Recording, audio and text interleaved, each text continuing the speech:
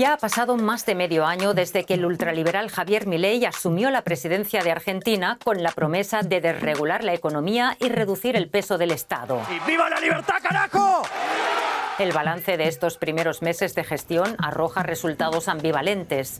Milei ha alcanzado superávit fiscal, bajado la inflación y logrado que el Congreso aprobara la polémica Ley Bases para llevar adelante su reforma liberal.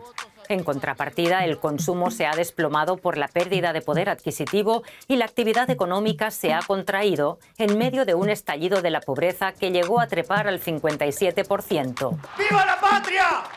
Milei pide un esfuerzo heroico a todos los argentinos. ¿Pero hasta dónde? ¿Y por qué no decae su popularidad pese al drástico ajuste?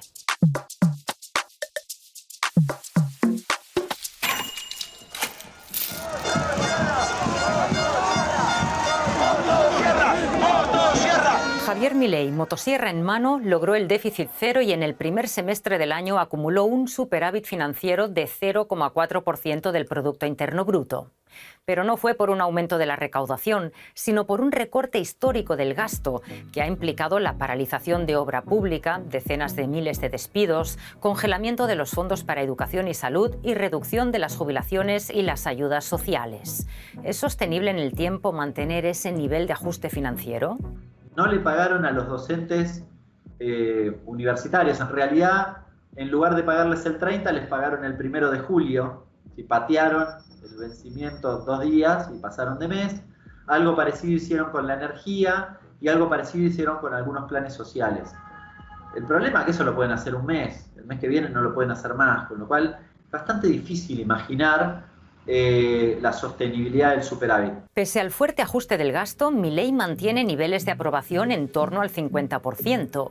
El secreto de su éxito parece estar en la significativa reducción de la inflación. Desde el salto del 25% en diciembre por la devaluación de casi un 120% del peso decretada por el gobierno al comienzo de la gestión, la cifra se ha ido moderando hasta llegar a 4,6% en junio, el segundo mes consecutivo por debajo del 5%, pero superior al 4,2% de mayo.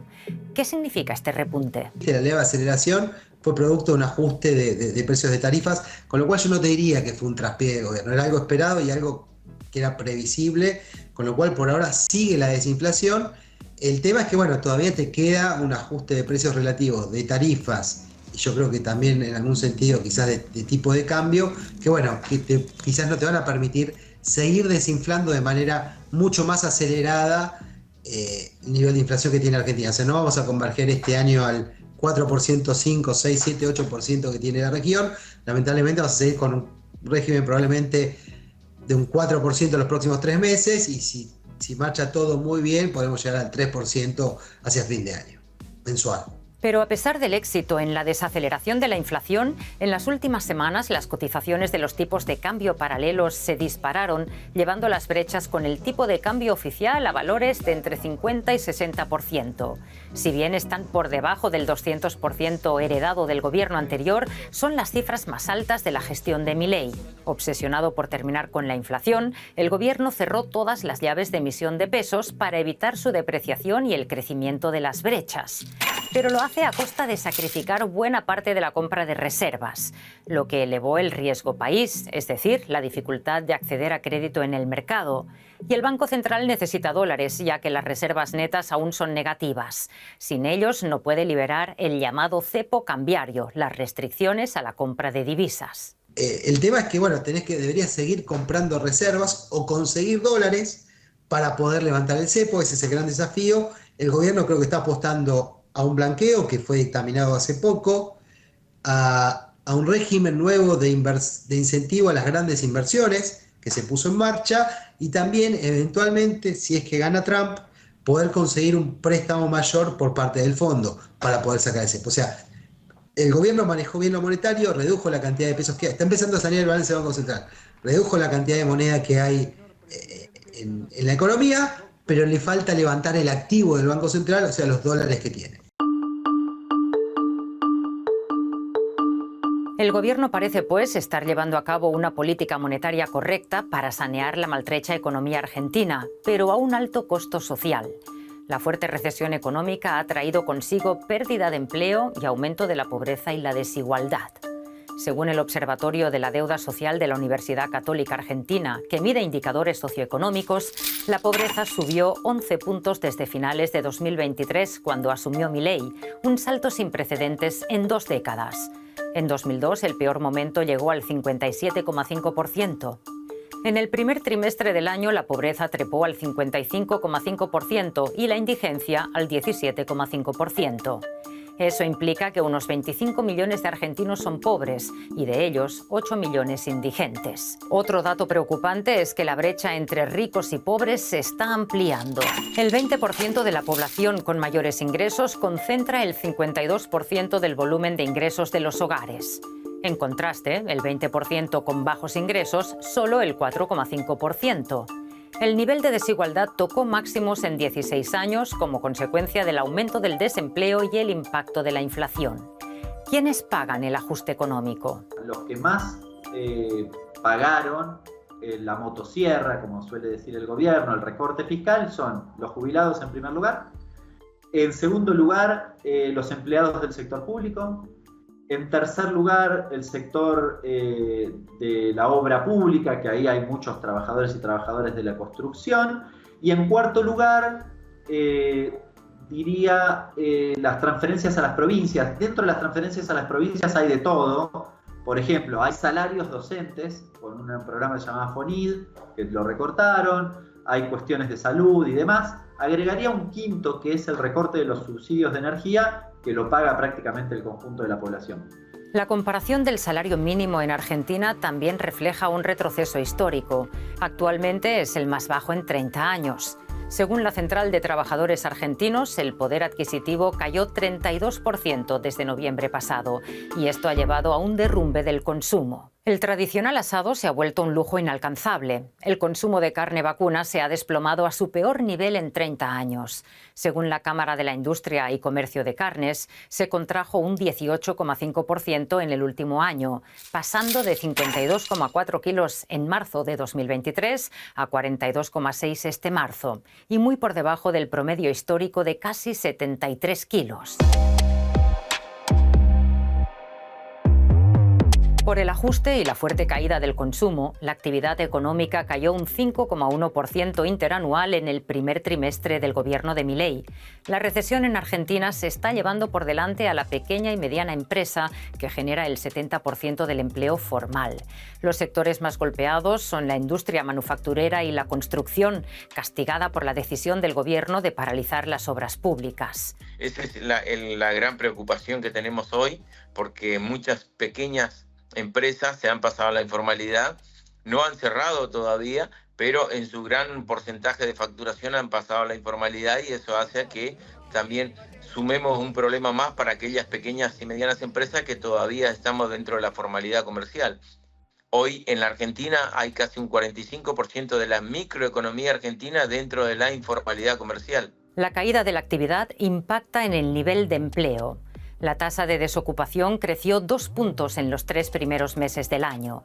Entre el cuarto trimestre de 2023 y el primero de 2024, la tasa de desocupación subió de 5,7 a 7,7%, una destrucción de empleo que no se observaba desde el inicio de la pandemia.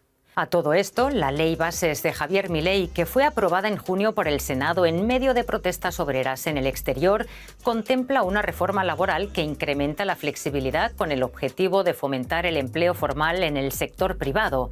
Pero los críticos creen que hará aún más precario el mercado laboral y aumentará el desempleo en una situación económica ya muy crítica. El gobierno de Javier Milei aspira a recuperar la alicaída inversión en Argentina con el llamado RIGI, un régimen que otorga beneficios extraordinarios, impositivos, aduaneros y cambiarios por 30 años a quienes inviertan más de 200 millones de dólares en áreas como el gas y el petróleo, pero sin un plan de desarrollo económico sostenible. Para muchos es una entrega directa de recursos económicos. Yo diría que estás vendiéndote al capital extranjero si es que pensás vivir toda tu vida con un cepo. Si eventualmente vos pensabas liberar el cepo, que sería lo lógico para que Argentina pueda volver a crecer, vamos a lograr las mismas condiciones que estaríamos bajo RIGI, casi bajo RIGI, salvo alguna cuestión fiscal, etcétera, etcétera. Pero incluso yo creo que en lo fiscal Argentina lo que tiene que hacer es bajar la presión fiscal, no subirla. Eventualmente lo que tiene que hacer es reducir la informalidad. Con lo cual, digo, si sale todo bien, y si haces las cosas de Argentina, haces las cosas bien, no veo que el RIGI vaya a ser hacia adelante, hacia el futuro, un impedimento para el crecimiento argentino. Pero los analistas coinciden en que mientras siga el cepo cambiario, las inversiones no llegarán. Bancos internacionales calcularon cuántos dólares necesita el presidente Milei para que eso ocurra. Si la Argentina no consigue 10.000 millones de dólares, difícilmente pueda desarmar las restricciones cambiarias, y es una especie de reloj de arena que se dio vuelta y vos decís, bueno, ¿hasta cuándo aceptan los mercados, por ejemplo, que haya restricciones? Porque hasta tanto o se mantenga eso, difícilmente vengan las inversiones. Y a la inversa, si vinieran las inversiones, tal vez podrías desarmar el cepo, pero no va a suceder en ese orden. Pero las inversiones no llegarán mientras haya cepo cambiario. ¿Podría el Fondo Monetario Internacional ayudar a Argentina? El gobierno de Milei negocia con el FMI para obtener más dólares, fortalecer las reservas internacionales y poder quitar los controles de capitales. Pero de momento eso parece difícil. Ahí hay un gran signo de interrogación, que es qué pasa si gana Trump y el peso que puede tener Trump o la influencia sobre el Fondo Monetario. Pero estamos hablando de largo plazo para los términos de las cosas que tienen que pasar en la Argentina, porque eso significa discutir qué puede pasar en enero o febrero del año próximo, y falta mucho tiempo y mucha agua para recorrer debajo del puente, digamos. Milei tiene que demostrar ahora su capacidad de gobierno. Ha logrado la aprobación de su ley base, su proyecto estrella, pese a tener minoría en el Congreso. También ha conseguido firmar el Pacto de Mayo para refundar Argentina con la gran mayoría de los gobernadores provinciales, sin tener uno solo propio. Pero su alta popularidad podría deteriorarse si no logra responder al desempleo, la pobreza y la pérdida de poder adquisitivo de los argentinos. Y en ese caso, es probable que la oposición le ponga más trabas al gobierno. Y remover todas las cuestiones que no te permiten crecer es complicado porque toca intereses que ya están, que piensan que son derechos y que es muy difícil remover. Ese es el desafío que tiene Milei y también, creo yo, el resto de la política en el país.